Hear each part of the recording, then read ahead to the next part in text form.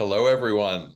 I am Brian Saber, and I am delighted to have as my guest today Peter Heller. Hello, Peter. Hi, Brian. Hi, everybody.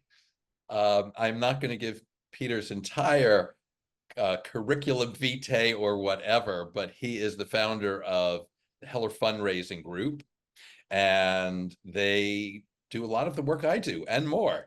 They do campaigns and major gift work and feasibility studies and fundraising consulting and all sorts of good stuff. And he's got a big team behind him.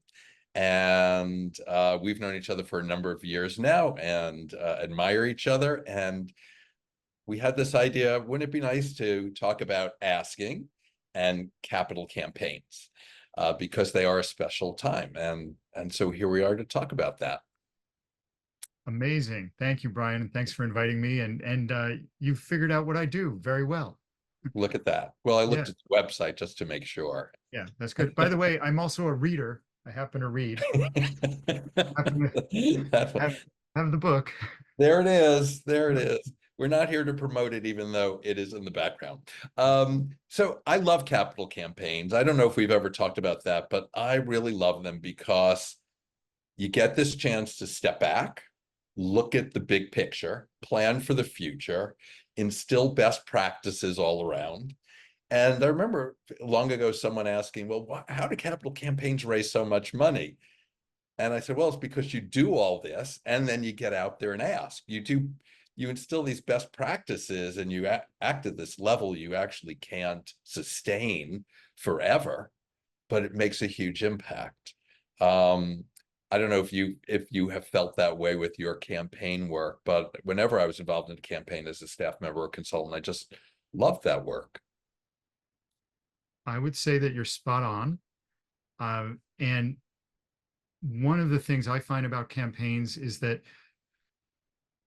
well, two things. One is they're almost always for something you need to do above and beyond your regular budget. Many times it's for a building. Sometimes it's for a program or endowment. Those are the three main things we find campaigns are for. They each have their pluses and minuses and challenges. And, sure, you could raise that money without calling it a campaign or making that whole structure, but the act of doing that enables everybody to focus their attention on it in a way that raising that big, often scary amount of money can actually happen. So you're saying without the structure, you think you could raise that much money? I think you could theoretically, and that honestly, I'm a believer that many, if not most nonprofits, don't have as good of a fundraising program as they could or should. True. We all don't always do things as well as we could or Right. should, so that there's an ability to raise a lot more money than people think without a campaign. Mhm. And I'm just saying that there's no reason to do it without a campaign, but it's really, it helps to focus the attention. Yes, it certainly does. So uh, I have so many questions actually about this asking in a campaign. Um, how does asking in the context of a campaign differ from even large annual fund gifts? How does that, what's the difference there? Yeah. So this is a really interesting thing to talk about for those of us who are into these nitty-gritty details. So let's think about it for a few minutes here. There's a bunch of things that are different. The biggest thing that I find has to do with how the donor experiences the ask. Hmm. And let's just picture ourselves at a nonprofit where, um, not a teeny tiny nonprofit, maybe not a humongous nonprofit, somewhere in the middle nonprofit. And the organization has enough staff that they actually have maybe one or two fundraisers on staff. Okay. And that organization, or maybe three or four, they've got a few people doing development. And then you can tell me, once I give you this scenario, tell me if this even works for you. Maybe we should look at it with some other scenario. We've got a small development office in this organization, and they already have some major donors. Mhm. And they've begun to cultivate them. Okay. They haven't been doing major donor work for years and years or decades, like some big, universities or others have. And this organization is going to be going on for the next, however many years. But if we think about it over the next 5 years, they have no capital campaign coming up, no endowment campaign, no programmatic campaign, but they want to raise more major gifts. And they, one or two of their staff members, who also pull in their CEO or executive director for some meetings, they put together a regular routine, as you need to do for major gift fundraising, and they engage their donors a certain number every month, and they talk about the importance of the organization. They listen, as we both know, you need to do a lot of listening. And maybe in their first meeting with that major donor, they learn about each other's interests and learn about each other. And then they say, hey, I'd love to meet with you again in a couple months so we could talk more about this nonprofit and maybe even talk about a gift you might make. That relationship continues. And then maybe within 5 or 6 months, sometimes a year, because it takes longer, they've both asked for and secured a gift of, let's call it 50,000 to $1 million. Now, right down the street, and I'm just making this up as I'm going along, but I know there's a street, there must be a street like this, where there's another nonprofit and they've got that, it's the same size organization. Maybe they do something a little different, so they're not competing on the same street, but they have the same number of development people, and they're faced with, they're building, the roof is leaking, and they know they have a $10 million or $5 million campaign that they need to run. And they put everything together, all the stuff that my company does and about, we organize that, and then it's time to talk to your donors. And I think the visualizing of all this is helpful, which is why I'm going into the detail. Now, when you have a campaign, and let's say, they're talking to donors who maybe they had been through a feasibility study, because these people know what they're doing and they know a feasibility study is almost always a good idea. So a bunch of the donors have been through a feasibility study interview, some maybe haven't. But you can't hide the fact that you're coming to talk to them about a campaign. The main thing that happens when you have a capital campaign in your major donor meetings is it speeds up the conversation. And even if you try to keep the pace of that conversation slower and keep it like as a, hey, in a month or so, we'll come talk to you. You're going to share your case for support with them. You're going to tell them about how the building roof is leaking and you need to do this and this, and it's $5 million. They can't help, even if they don't share it with you, thinking inside of their head, oh, Yes. okay, it's a $10 million campaign. How Oh, much do I want to give? How much am I? It hurries the mental process up. Wow. So what we need to do as campaign consultants is help our clients slow that Wow. conversation down and slow the mental process of the donor down so that they don't forestall it. Okay, that is so fascinating to me. I never thought of it that way. It was not the answer I was expecting Oh, at okay. all.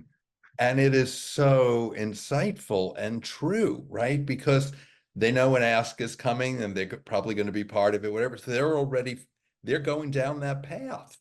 And you don't want them there yet. Yeah, very Right. interesting. Very So interesting. the thing, Brian, and this, I mean, this is my personal belief, because before I started my company, and that was 20 years ago, we've been doing this for 20 years. I worked at large universities, and Right. we did that process of, even though there were campaigns most of the time, the campaigns kind of like were over to the, like, nobody cared about them as much as they did like when you're at an actual nonprofit that you got to balance your budget and it's a different Mhm. situation. So I kind of had as much time as I needed to meet so and so, usually an alum, learn about them, say, hey, I'd like to come back and talk about a gift. Go back, talk about the gift. There was no huge pressure. Mm. So what we like to do with the Heller Fundraising Group is inside the campaign, help our clients have that same relaxed feeling, but in a more Mhm. pressurized situation. So, Mhm. I, just a quick example. We tend to work with, I mean, we work with a wide variety of nonprofits. One of the types of organizations we've worked a lot with is synagogues, actually all over the country. Could be the same thing for churches or mosques, any, you know, spiritual or religious organization. The people who are coming to worship together or are part of that community or are, in the case of a synagogue, they pay a membership. Those people, a lot of them know each other really well, Mhm. but you True. can't, and it's the same for a secular nonprofit. You know your donors really well, but you can't let the fact that you know them well leapfrog ahead in the Mm. relationship Mm. around a commitment that may in fact be bigger than they've ever made anywhere before. So you have to think, you have to kind of say we're restarting this conversation, and that you have to have really good guardrails True. around, what, you might have an idea in your head of what you want to give. I want to wait on that conversation until we meet again next time. That's very sophisticated. Yeah, and Uh, it takes a lot of guts to yeah. do that. Yes, yes, yes, it does. Just like it does, and I tell stories sometimes of turning donors down on gifts. Like the person who always comes through and will always write a check because they hear you're falling short or something. And I've always said, don't wait till they feel they're a doormat, say no here and All there, right, yeah, right? that's a good idea. Put it It's off. like, Well, that's left me with a lot to think about, and I'm sure everyone's watching will also be thinking about that. Um, how do you keep, so related to this, so we're talking annual fund gifts or annual gifts versus these, these campaign gifts, which are once in a while. How do you make sure to keep the annual fund strong during a campaign?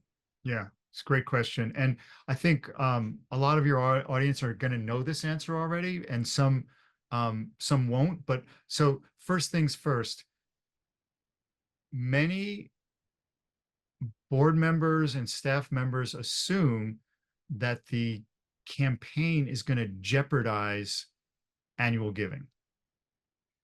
And in most cases, if it's done well, it doesn't happen. And the reason is um, two things. Hopefully, I'm going to remember both things. So, thing number one is that you want to make sure, and this is what I think some people will already know, you want to make sure that your ask is comprehensive, or I don't know, there's other words for it, but that you're actually asking for, you know, Brian, you've been so generous to us. You give us $1,000 a year. We have this campaign now. I'm wondering if you could give us $6,000 a year over the next 5 years so that we can keep your annual fund gift of $1,000, and we could get a $25,000 campaign gift from you. So that's putting those together. So that would be what, $30,000 over 5 years altogether. So you want to wrap that in. In some cases, you need to be willing to let go of the annual fund gift if it's, you know there's give and take. Um, the second thing, and this is kind of more into the weeds, but particularly we see with social service organizations and other community-based organizations, it can be, we always think, like, when we put a gift table together for a capital campaign, there's the bottom of the gift table, and we're like, okay, we're going to get, maybe it's even just $250,000 from smaller gifts. as the campaign progresses, we often say, you know what, let's not do that, because the organization can be dependent on getting those gifts for their annual budget. So If there's you a think give and you a might take. lose them to the Yeah. campaign, those gifts to Well, the right. And they actually need that yeah. $250,000 to ensure their budget. The flip side of that is you want everybody in your community to be able to say, we participated in fixing that roof or whatever. So you want to find a way to offer, it's not a simple black and white thing. No, I have to say, I mean, I asked that question having a personal answer on that one, which is I do everything not to jeopardize the annual fund. And I take it actually as a moment to underscore the importance of annual fund. That's great. To Yeah. say, we can't live without the annual fund. We wouldn't have the programs underneath this roof we're building or something. So it's always annual fund first, and if you can do something extra. But I also understand the point, especially in a community where people want to be seen as participating in a community effort, that they wouldn't want to not be on the list of donors for the campaign. Right. Uh, so Yeah, so there it's is, gonna be, you have to kind of think it out yeah, carefully, and yeah, sometimes it's a subset yeah. of your annual fund donors. The other thing I wanted to say it's a little bit more um, to your first question, but I think it's important, is the work that happens inside of a capital campaign. It's not some super special, mysterious thing.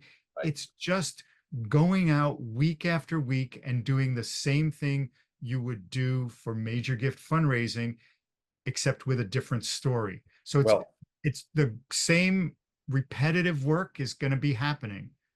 but it's and on steroids.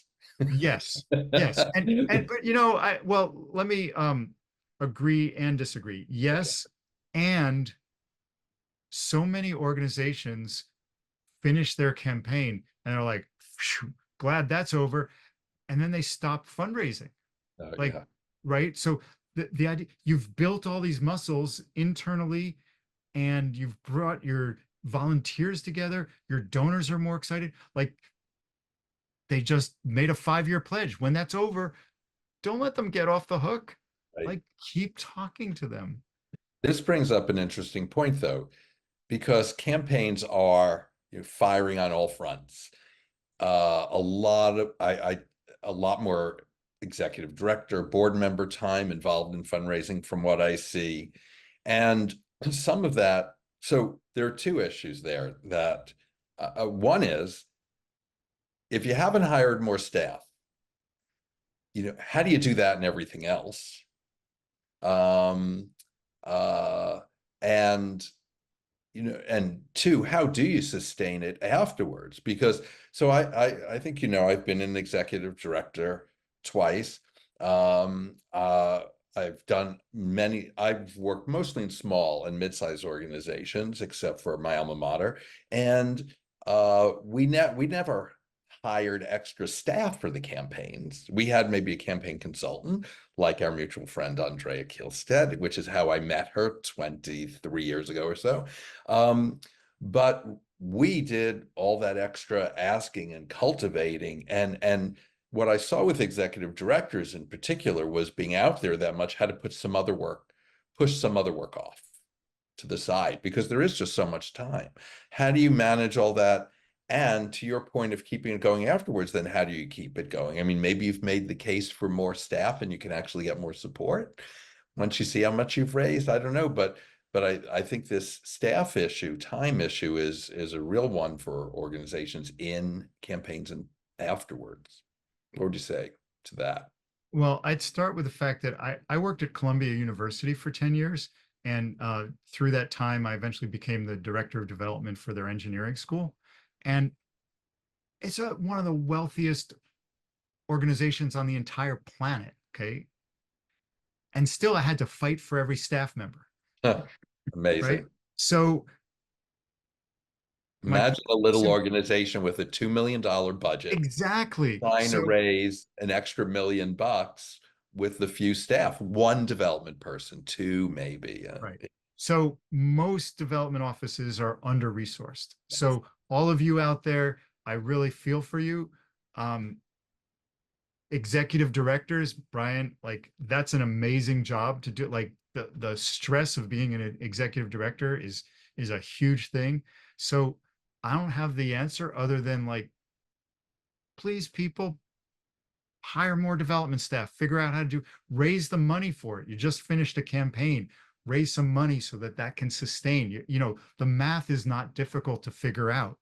You hire Right. a person who's good, Yeah, and they're isn't going to raise the money, and maybe they'll even stay more than 18 months if you have a good organization yes. and you pay So them. it's so interesting. You make me think of Dan Pelota and this whole idea of uncharitable Yeah. and how we don't invest in our nonprofits. I was always amazed when I worked for my alma mater for university that we didn't have more officers to make more contacts because I thought, okay, well, if they could go out and get an average gift of even $2,500 from 75 people in a year, they'd more and pay their salaries. Why wouldn't they keep hiring till it didn't make any sense anymore? But there is this tendency to be very gun shy and conservative on the hiring, Yeah. and that probably impacts campaigns. Back to our original point Yeah. here. But to your point, people tend to like just get it together, you know, work extra hard. Volunteers get involved, and you know, it's Yeah. um that is that in itself is not sustainable year after year after year. And but it speaks to the question of, you know, why won't you put a sustainable Yeah. fundraising operation in Yeah. place? Yeah. So I have a question that's somewhat related, but not exactly about campaigns, but it's one that's always of interest to me because it relates to the asking styles, which a lot of people watching this will know about. And it's this idea of partnering. And I guess I'm bringing it up because I do see more of that in a campaign where you have the ED or CEO going out with a board member because there's a certain connection there, whatever, and sitting down to make the case. You could have a couple of people in on big asks. I'm sure having done university asks, you've had, I mean, there were once 6 of us in the room for a massive, massive request.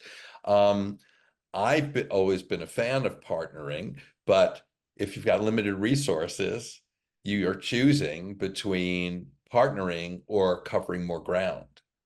How does that, is that something you think about in any of the work you do, campaign or major gift or otherwise? Yeah, that's a good question. I don't have like, oh, this, you know, partnering is definitely the way to do it. Or I think that it's a case by case situation. Um, we again looking back at some of our synagogue clients, we have one right now where one of their board members is, you know, he didn't really know how to solicit, but we trained him. Turns Hmm. out he's amazing. And the rabbi, who it's always good to bring a rabbi along on your top asks. The rabbi has been very like her schedule is very challenging. So he's just going ahead because we don't want to stop the process. Hmm. Um, and she'll come in at the right moments, but also, um, so I don't have a blanket response. I think it's a case by case. You know, one thing that is challenging, and you've alluded to this in terms of time, is like when you're meeting with a potential donor, whether it's a single person or a couple, um, that's usually the two options. Unless it's a foundation, you might be meeting with a, you know, a group of foundation representatives. Um, so I never suggest more than two people unless it's like a foundation, because it's three people, it's two, you're kind of ganging up on them. There's almost, you're going to have to justify really really hard to me why you need three people in the room. But so even two people meeting with one donor, the the math of getting those schedules together just got a whole lot more complex. You can do it over Zoom, doesn't make it any less complex, but you may be able to get there quicker. We've had Zoom solicitations happening in this age.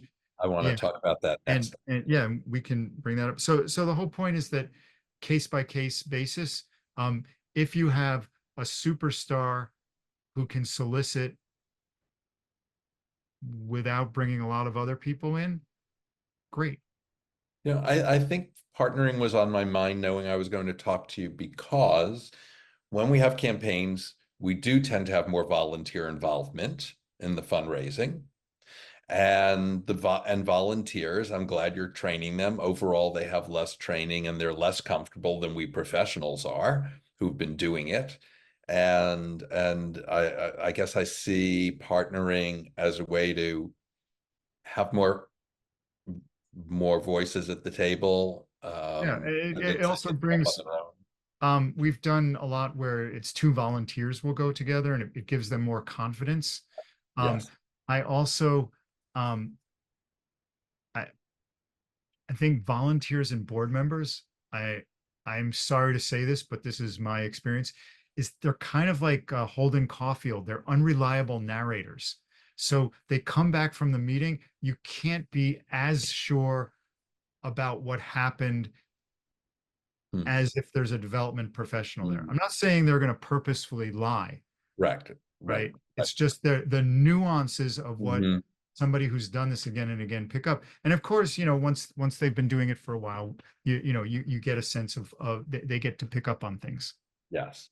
Well, sure. Yeah. And as professionals, it's just so ingrained in us. I mean, what I can help when I'm working with a client, even if I'm not working on something that is directly fundraising related, I cannot help but have my fundraising hat on. It's Right. all through that lens. You're right. Yeah, it's just the way we've been trained. Is. So tell me about Zoom because the last campaign I did was almost entirely before COVID. Um, my dear friend I had been working with for 30 years in Chicago was retiring and we raised money in his honor.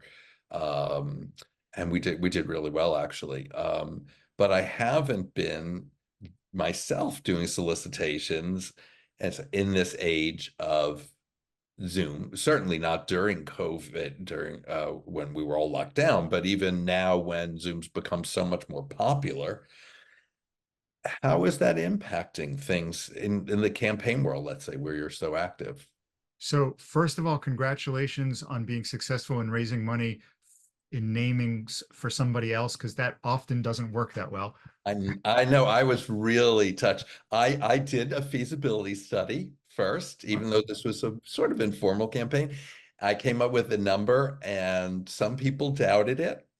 And there was some contention and we made it. We $800,000.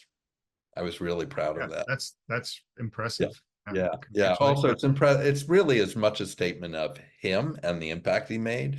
But yeah, we did. Anyway, Yeah. So so that was a great last campaign for me, but I really haven't done that work in the last 3.5 years or so. So what's the story now with Zoom and solicitations from your point of view? yeah, bottom line is people are doing it, Yeah. and people are doing it successfully. One of our clients last week, uh, the dollar amount went up during the Zoom. They the donor initially said, I'm going to give 315,000, and they heard a little more. They're like, no, we're going to do 420,000, and at the end of the campaign, we may do more. So you you know, okay, when we were in deep pandemic, people were raising money over Zoom. I Yes. was very impressed when I first learned about that because maybe like you, before the pandemic, I specifically would tell my clients, you can't ask for that money over a phone Oh, or right. maybe over this new Zoom thing that's happening or an email, definitely not an email. You have to go meet with the person for Yes. 50,000, 100,000, a million. What? Not everybody listened, but, but then I was like, wow, okay, things are changing. People are actually having deep donor conversations over Zoom. Hmm. There were even like house parties for campaigns were happening over Zoom. Mm. That's was a whole fascinating thing. And let's not forget that human beings need human contact. Okay. So don't do Zoom if you're in a small community and the person is down the street. Go Yes. meet with them. Yeah. Don't use it as a crutch. Use it as one of your tools. a piece of research I really want to do, I haven't seen much on this yet, and maybe you can share something, is whether we're getting more discussions now, more meetings because they're on Oh, Zoom, or do yeah, we have a higher success rate in at least seeing the donor face to face? Because before it was in person or phone, right, or and then email was third, right? Um, and now you've got in-person video chatting. Phone. right. Like, so are we seeing it's harder to get people to meet in person for a campaign, but overall there are more solicitations because they're by Zoom, more meetings? Any reason? I don't know the answer. I mean, you can certainly sit at your office and just meet more people if it's, you know, Zoom, rather than having to go It's more somewhere. efficient. It's more efficient. Yeah. Efficient, but that's where we have to make sure we don't let efficiency get in the way of Yeah. humanity. There Yeah. is still something to be said for being in person with Yeah. someone, right? Yeah. And So the energy, the focus. Um, yeah. yeah. Last week, another one of our clients met the head of the organization and the board chair, met with a board member and potential donor for lunch and asked for $2.5 million, and they got it right in that lunch, which was amazing. But that would not have been appropriate to have done, because they're all somewhere nearby where they can meet each other. Yeah, it would lessen the importance, I think, to be doing it on. Yeah, that doesn't mean that you can't ask for $2.5 million on Zoom. It's just that particular. It's like, what are we not, recognizing the importance of our relationship with you by taking the time to have lunch together? Very interesting point. I really do want to do some research on this one day, asking Yeah, it's an interesting question. virtually and what's really happening with it. I haven't seen anything out there, so maybe I will. Well, I don't want to, we don't want this to be too long because we know people have a very short attention span, but is there anything you want else that you were hoping to share today about asking in campaigns that we haven't talked about?